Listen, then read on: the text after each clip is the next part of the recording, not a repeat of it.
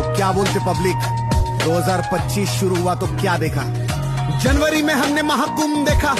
महाकुंभ में लोगों का झुंड देखा,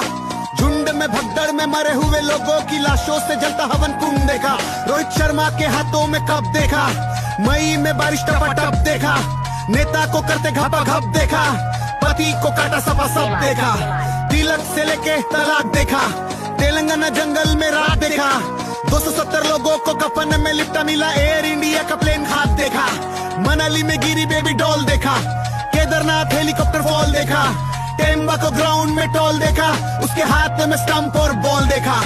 दिल्ली के स्टेशन में अफरा तफरी, लाशों से भर गई ट्रेन की पटरी, फाइनल देखने आरसीबी का आए लाखों लोग चढ़े एक दूजे पे जैसे भेड़ और बकरी। पाप कितना बढ़ रहा है, कौन किससे लड़ रहा है, कश्मीर की घाटी में मासूम क्यों मर रहा है, 6 महीनों में हुआ काम 25, 2025 में ये सब क्या देखना पड़ रहा है।